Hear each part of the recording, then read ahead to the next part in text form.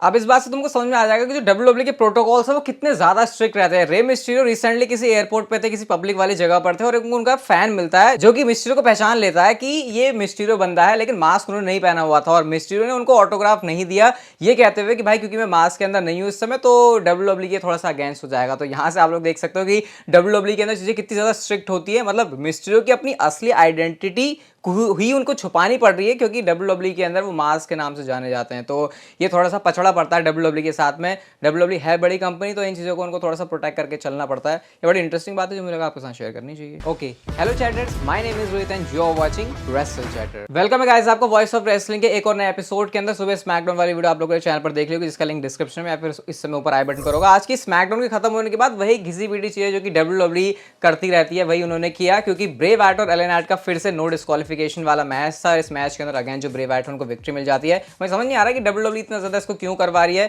लेकिन हाँ चलो सही भी है कि वहाँ के जो बंदे जिन्होंने स्मैकडाउन के टिकट्स वगैरह खरीदी हुई हैं उसके बाद उनको थोड़ा सा एंटरटेनमेंट देने के लिए सारी चीज़ें हुई है। बट जो भी है ऐसी चलती रहती हैं और अब इनकी डायरेक्शन ऐसा लग नहीं रहा कि आसपास है। बट हाँ अगेन एलिमिनेशन चेंबर के लिए कंसिडर कर रही है डब्ल्यूडब्ल्यू के इनके बीच में एक बार फिर से रीमैच हो जाए। अगले स्मैकडाउन के एपिसोड की बात करें तो गाइस यहाँ पर काफ़ी सारी इंटरेस्टिंग चीज़ें होने वाली हैं। सबसे पहले तो आज स्मैकडाउन से हमको पता चला मैडकैप मॉस ने जो है नंबर 1 कंटेंडर वो बन गए हैं और नेक्स्ट वीक का जो स्मैकडाउन का एडिशन है वहाँ पर गुंथर और मैडकैप मॉस इंटरकॉन्टिनेंटल चैंपियनशिप के लिए लड़ने वाले हैं। अगर मैं इसकी अर्ली प्रेडिक्शन करूँ तो मेरे हिसाब से गुंथर ही जीतने वाले हैं, इसमें मैडकैप मॉस के जीतने को कोई चांस है नहीं। बट मैं ये देखने के लिए इंटरेस्टेड हूँ कि अगर मैडकैप मॉस को जिताया है बाकी और सुपरस्टार्स को ना जिता के, तो उसके पीछे क्या कोई रीजन है या फिर सिर्फ इसलिए कि वो और सुपरस्टार जैसे कि मिस्टीरियो या फिर कैरन क्रॉस को ऐसे बैरी नहीं करना चाहते थे, इस वजह से उन्होंने किया। ये देखना इंटरेस्टिंग रहेगा। Drew McIntyre and Sheamus versus Viking readers का भी मैच होने वाला है। फाइनली ये भी जो इतने टाइम से एक दूसरे के आसपास लड़ रहे हैं वो भी चीज क्लियर हो जाएगी। आज स्मैकडाउन से मैंने पूरा ही मिस कर दिया रोंडा राउजी का सेगमेंट और इतना इंटरेस्टिंग भी नहीं था ये,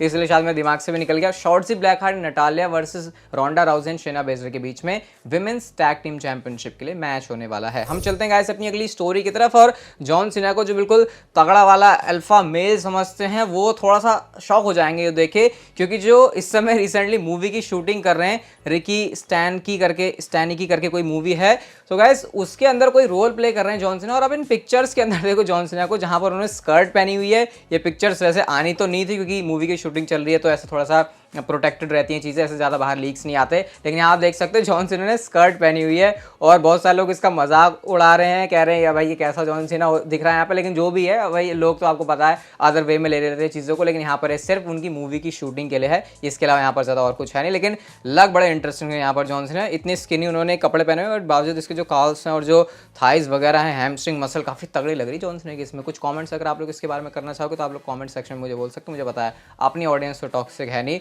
ट्विटर की टॉक्सिक ऑडियंस की तरह। अगली स्टोरी की तरफ गाइस हम लोग चलते हैं और मेल्जर रेसलिंग ऑब्जर्वर न्यूज़लेटर के जो हैं उन्होंने कुछ इंटरेस्टिंग बात बोली ऑस्टिन थियरी के रेन के बारे में। और उनका कहना ये है कि डब्ल्यूडब्ल्यू ने कुछ ऐसी एक स्पेशल चीज़ शूट की है जिसको वो एयर करेंगे मार्च में और ये ऑस्टिन थियरी से रिलेटेड है। और जो उन्होंने शूटिंग करी ना उसमें ऑस्टिन थियरी के पास यूएस चैंपियनशिप है और मार्च के अंदर क्योंकि वो कंटेंट एयर किया जाएगा तो डब्ल्यूडब्ल्यू ने इस बात को कंसीडर करते हुए शूट किया होगा कि ऑस्टिन थियरी के पास चैंपियनशिप है उस टाइम पर भी। तो क्या इसका मतलब ये है कि एलिमिनेशन चेंबर के अंदर जो ऑस्टिन थियरी हैं वो सक्सेसफुली चैंपियनशिप रिटेन करके चले जाएंगे? मेल्जर ने कहा कि हाँ इसका मतलब 100% तो ये नहीं है कि वो रिटेन करेंगे, बट इट इज समथिंग, ऐसा करके उन्होंने थोड़ा सा लटका जरूर दिया है मामले को कि शायद Austin theory successfully elimination chamber के अंदर से चैंपियनशिप को रिटेन कर सकते हैं। मैंने आपको बताया था कि भैया सेथ रॉलिंस रेस में बहुत आगे चल रहे हैं कि वो इस मैच के अंदर से चैंपियनशिप जीत के चले जाएं, तो देखेंगे, बड़ा इंटरेस्टिंग हुआ है। मैंने आपसे कहा था इस बार की जो रोड टू रेसलमेनिया वो बहुत ज़्यादा अनप्रिडिक्टेबल है और उसमें से एक चीज़ यूएस चैंपियनशिप का फ्यूचर क्या होगा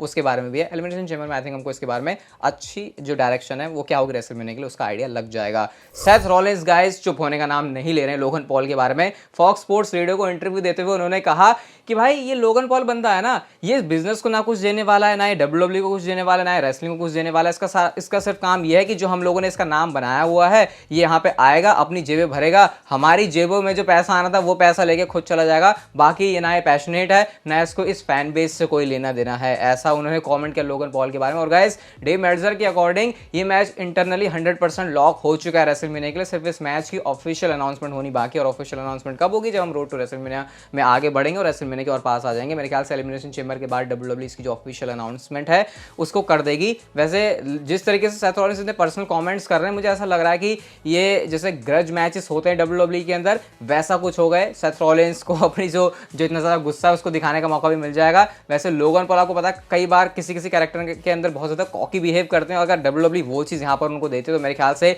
एक बहुत ही मस्त स्टोरी लाइन वाली और एंड में रेसलमेनिया के अंदर मैच के साथ फ्यूड बहुत अच्छी तरीके से WWE फिनिश कर सकती है। बहुत सारे फैंस इसके अगेंस्ट भी है, बट मेरे हिसाब से ये अच्छा मैच होगा रेसलमेनिया के अंदर। स्टोरी लाइन भी अगर मैं इसमें इंक्लूड कर दूं जो पूरी रोड टू रेसलमेनिया के अंदर चलेगी। रेसलमेनिया के अंदर गाइस हेल इन अ सेल मैच के बारे में बात करते हैं, और मैंने आपसे कहा था रॉयल रंबल के अंदर WWE एज और फिन बैलर का मैच प्लान कर रही है। अब वो मैच क्यों नहीं हो पाया, उसके पीछे का रीजन ये कि एज की जो है कुछ फिल्मिंग कमिटमेंट्स थी, जिसकी वजह से वो ये चीज नहीं कर पाए, और इस ड्यूटी को पुल ऑफ करेंगे रेसलमेनिया के अंदर। और WWE का ओरिजिनली यही प्लान था रॉयल रंबल के लिए, एज और फिन बैलर के मैच का। तो मेरे ख्याल से बढ़िया ही है कि अगर रॉयल रंबल के अंदर ये मैच WWE नहीं करवा पाई तो एक ग्रैंड स्टेज के अंदर WWE इसको करे। और वैसे भी अब तो चीजें और भी ज्यादा पर्सनल हो गई, क्योंकि एलिमिनेशन चेंबर के अंदर क्या होगा, फिन बैलर और रिया रिप्ली एक साथ होंगे, अगेंस्ट में एज एंड बेथ फिनिक्स हैं।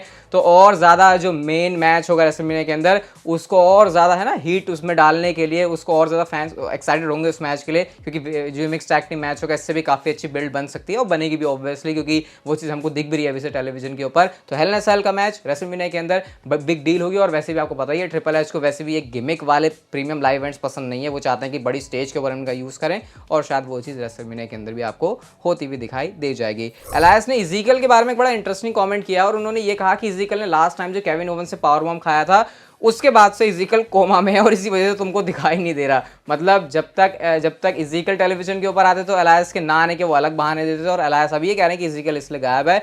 मुझे ऐसा लग रहा है कि शायद WWE इसीलिए या फिर एलायस इस चीज़ को अभी भी इसलिए प्रोटेक्ट कर रहे हैं कि फ्यूचर में आगे जाके फिर से ये एलायस और इज़ीकियल वाली जो स्टोरी लाइन है उसको WWE दोबारा से दिखाए। फैंस इस वाली स्टोरी में डेफिनेटली बहुत ज़्यादा इन्वेस्टेड थे, क्योंकि मुझे याद है उस टाइम पर ज़्यादा इंटरेस्टिंग चीज़ें नहीं चल रही थी टेलीविजन के ऊपर, लेकिन कुछ एक ऐसी अगर चीज़ें थी जिसको फैंस देखने में इंटरेस्ट दिखा रहे थे, वो एलायस और इज़ीकियल वाली स्टोरी लाइन थी। स्पेशली वो केविन ओवंस का फ्रस्ट्रेट होना, सबको कन्विंस करना कि भाई जो इज़ीकियल और एलायस है वो सेम बंदे हैं, उसमें काफ़ी मज़ा आया था। तो अगर WWE दोबारा से इस चीज़ को ट्राई करते तो आई थिंक मैं तो उसको एंजॉय करूंगा, एंड मेजॉरिटी में WWE फैंस भी। सैमी ज़ेन गाइस एक नई चीज़ कर सकते हैं कनाडा के अंदर, मॉन्ट्रियल के अंदर, एलिमिनेशन चेंबर के अंदर, जब वो फेस करेंगे रोमन रेंस को अनडिस्प्यूटेड WWE यूनिवर्सल चैंपियनशिप के लिए। और वो चीज़ क्या हो सकती है, द सिक पॉडकास्ट के साथ बात करते हुए सैमी ज़ेन ने ये कहा कि जो उनका पुराना वाला थीम सॉन्ग है उस पर वो एंटर कर सकते हैं। मतलब जो हमने इतने सालों से एक सैमी ज़ेन का थीम सॉन्ग देखा है उस पर वो अपनी एंट्री कर सकते हैं। ये एक वन ऑफ टाइप उनकी होगी, ऐसा नहीं है कि दोबारा से वो हमेशा ही इस चीज़ को करने लगेंगे, लेकिन ये एक इंटरेस्टिंग आइडिया जिसके साथ WWE जा सकती है। ऐसा इसलिए भी क्योंकि अभी वाला जो कैरेक्टर है वो ज़्यादा ब्लड लाइन वाली फील देता है सैमी ज़ेन के कैरेक्टर को, तो बिल्कुल एक अलग बंदा दिखाने के लिए कि हाँ भैया यही सैमी ज़ेन इंडिविजुअल अलोन बंदा है जो हमने इससे पहले देखा था, मतलब ब्लड लाइन में आने से पहले।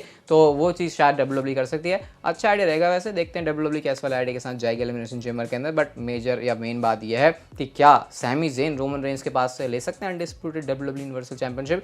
ये बात बताने के लिए इस वीडियो को कमेंट सेक्शन एकदम ओपन है। गाइस रिसेंटली मैंने आपको बताया था WWE के अंदर 4 कौन टॉप मर्चेंडाइज सेलर हैं, तो अब उसकी जो लिस्ट है वो थोड़ी सी बढ़ गई है। और कौन, अगर मैं टॉप 6 की बात करूँ तो रेसलिंग ब्लॉग की तरफ से ट्वीट आता है जहां पर बताते हैं कि टॉप सेलर मर्चेंडाइज में 2023 से कौन कौन चले। तो यहाँ पर रोमन रेंस का नाम है, कोडी रोड्स का नाम है, सैमी ज़ेन और ब्रे वाइट, 4 नाम तो हैं, लेकिन साथ साथ 2 जो और नाम है वो बियांका बिलेयर और बेली के हैं। अब इससे क्लियर चीज है कि भाई अगर इन 6 सुपरस्टार्स की मर्चेंडाइज ज्यादा बिक रही है तो WWE अब इनके ऊपर फोकस करने वाले, क्योंकि जिन सुपरस्टार्स की मर्चेंडाइज बिकती है WWE की नजर में करंटली वो हॉट टॉपिक चल रहे हैं और उनके अराउंड WWE की स्टोरी लाइन घुमाना काफी पसंद आता है। तो ये 6 सुपरस्टार्स के हम लोग कह सकते हैं बल्ले बल्ले। आज की नेक्स्ट एंड फाइनल स्टोरी की बात करते हैं गाइस हम लोग, और WWE ने किस तरीके से दिमाग के साथ खेला। मतलब लिटरली मैंने भी इस बात को रियलाइज नहीं किया कि ये क्या चल रहा है। अब मैं खुद आपको चैनल के ऊपर बता रहा हूं कि भाई जो ऊसोज हैं उनका कनाडा के अंदर जाने का, एलिमिनेशन चेंबर में जाने का प्लान नहीं है। WWE इनको नहीं लेके जा पाएगी, ड्राइविंग अंडर इन्फ्लुएंस वाले कांड वांड करते रहते हैं रोड वोड पे, है ना, ऐसे नशा वशा करके चलाने के। तो इस वजह से जो है इनको कनाडा में जाना बैन है, और वहां पे जो इसके रूल्स है और भी ज्यादा स्ट्रिक्ट हैं। तो इसी वजह से आज जो आपने स्मैकडाउन पर एंगल देखा ना कि WWE ने ऐसा दिखाने की कोशिश करी कि पॉल हेमन से बातें छुपाई जा रही हैं जो कि जिमी एंड जे ऊसो कर रहे हैं। तो इसी चीज को WWE ने एंगल में यूज किया, और तभी हमने शो के बिल्कुल क्लोजिंग मोमेंट पर देखा था कि रोमन रेंस ने ये कहा था कि वो चाहते हैं कि ऊसो जो है घर पर रहें, क्योंकि कई बार टेलीविजन पर आकर ऐसी चीजें नहीं दिखती जो उन्होंने कहा, जो उन्होंने चीजों को एक्सप्लेन किया था।